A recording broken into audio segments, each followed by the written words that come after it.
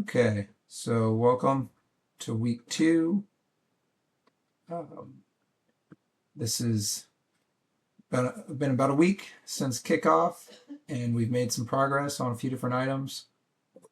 We're going to talk a little bit about just the overview of what we're doing, and then so I'm going to share my slides, which means I need to share with everybody so you can all see it.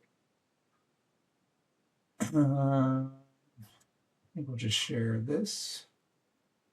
This makes sense. Yeah. All right, cool. So everyone can see that, hopefully? Cool. Yes. All right, maybe I'll move it over here so it's a little bit more visible. And if I do slideshow mode, maybe it's even bigger. Okay, let's see what that looks like. Cool.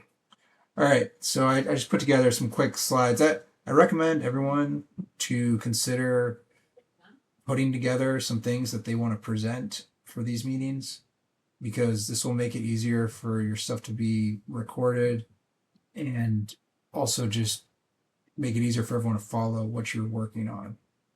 A lot of you probably don't have really in detail CAD, and that's fine. Some of you have just like a simple mechanism, and that's great. Just take a picture or open your CAD and you can just talk about that one mechanism. But whatever it is, think about having it ready to go, whether it be in a slideshow or whether it be something you can share.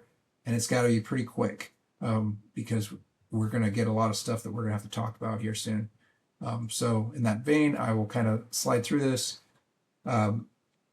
Meetings for, just everyone should be aware, but I just want to remind everyone that Lamar is Tuesday, Thursdays after school, and Saturday is our big meeting where the whole team gets together. Westside is having meetings on Monday and Wednesday. Carnegie is having meetings on Tuesdays and Fridays after school. And then this meeting is typically going to be online. And we're going to continue this schedule for the next at least 7 weeks, with maybe some modifications for spring break, or probably quite a bit of modifications in spring break because there won't be people in school.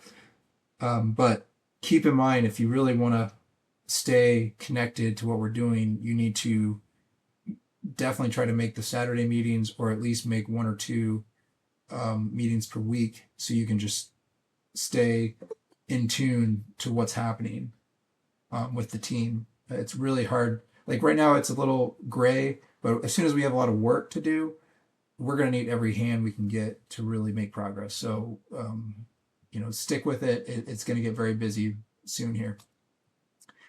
So the other thing is, in terms of schools, Carnegie doesn't have a lot of machine tools or ways to build things there. So Carnegie is limited to programming, CAD. We're looking at getting the 2024 robot to Carnegie so they have something to practice with.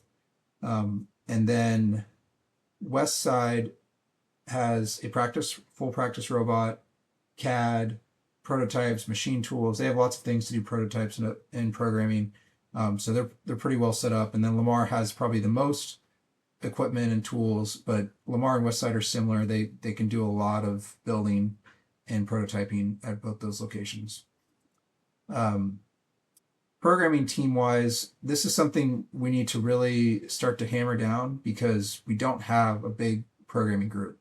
But we were talking about this on Saturday. I think this is a pretty good start, but we can move things around as needed. Misha was going to look more into April tags.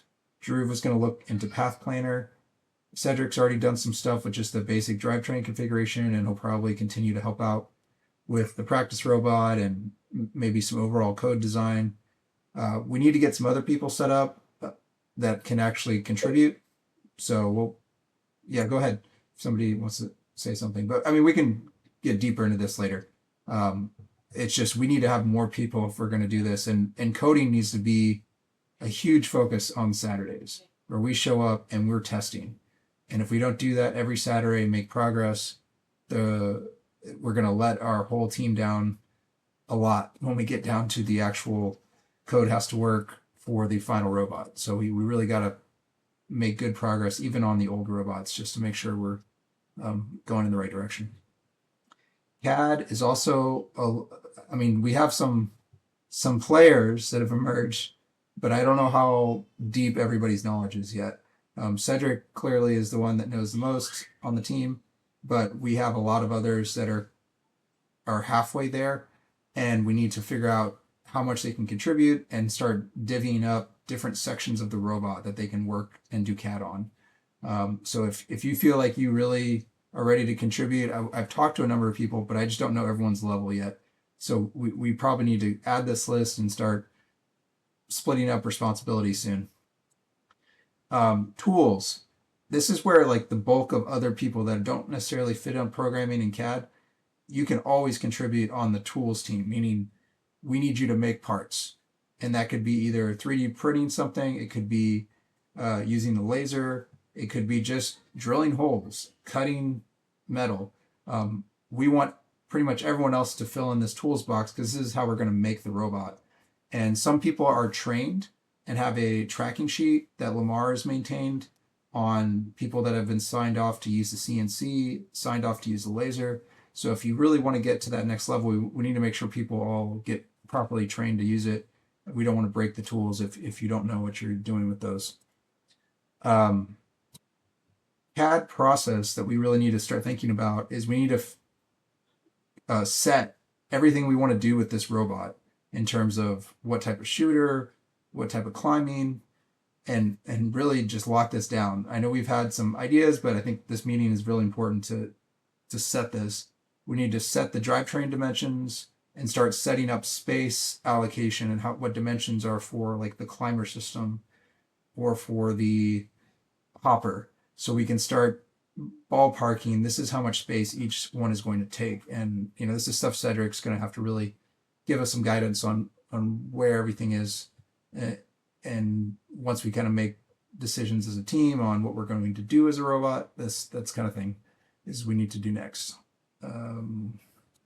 And then I think that's mostly what I wanted to talk about. And so I think I'll stop sharing and we'll let whoever wants to talk about what they did on Saturday, we'll let you guys say a moment of your progress. Anyone want to start first?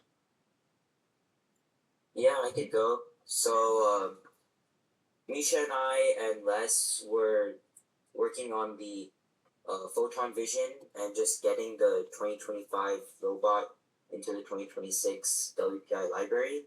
And then we were just looking at the new Photon Vision stuff, and we found that we can see where the camera was in like a 3D in a 3D area and detect the April tags. And then we looked at a target section where it found the exact XYZ coordinates and the angle of the camera relative to the April tags.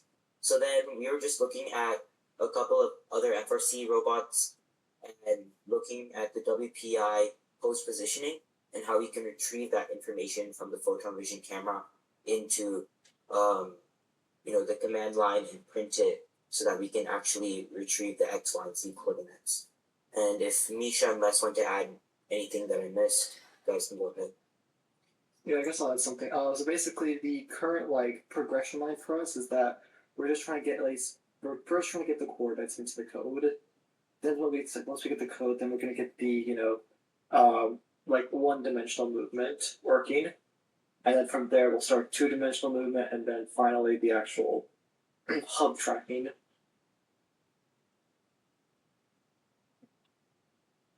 Sounds good. Just make sure you do small code changes and feel free to just check them in if they build. Always stuff has to build first. That's like step one. Yeah. But then once it builds and you're ready to test it, that's fine to check it in and say you're about to test this. And then once it's tested, obviously you want to commit afterwards to say that this has been tested on a real robot. Yeah, they actually went ahead and grabbed the Rust Hounds, have a vision subsystem, and they pulled in kind of the pieces from the hound lip utils to kind of get the position of the camera and stuff. So that's actually making pretty good progress. Because last time we did it all in the neural subsystem.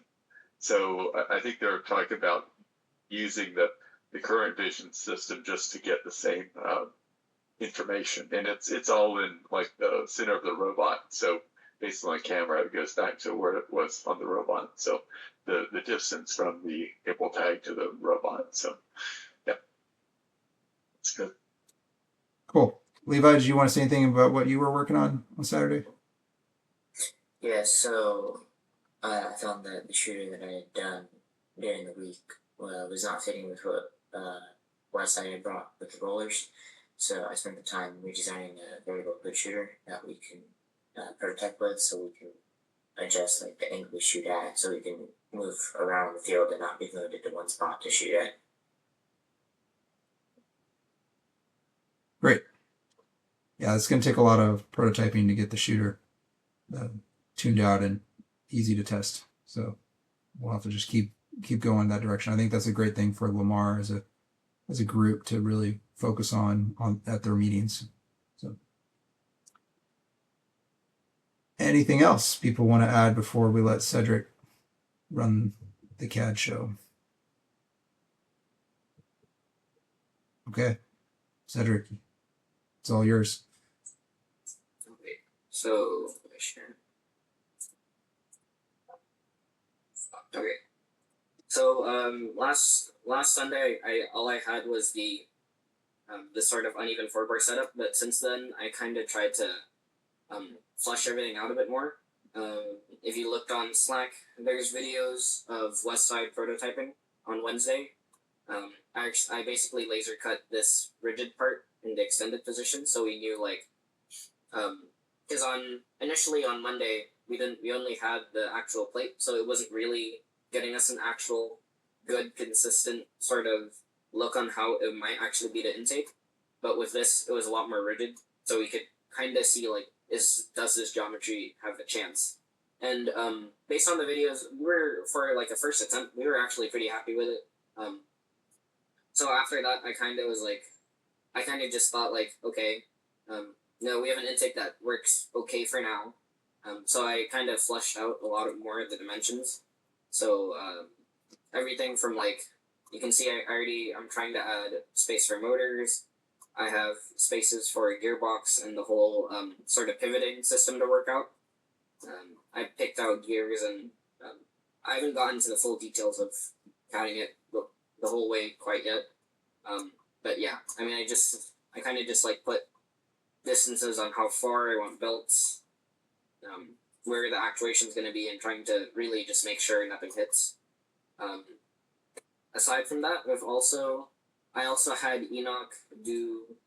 I think Enoch's probably going to be our main drivetrain person. He's pretty good in CAD, but hasn't done subsystems.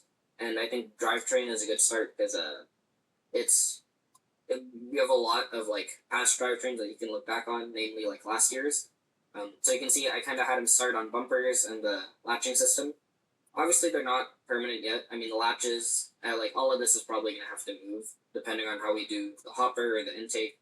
But I mean, everything's in the CAD, and to my knowledge, I think all he has to do is just when it comes time for this to change, just move a couple things around and change distances and whatnot.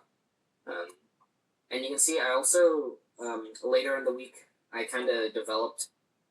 I think we had discussions internally, but I think we were pretty set on kind of abandoning the whole trench bot idea.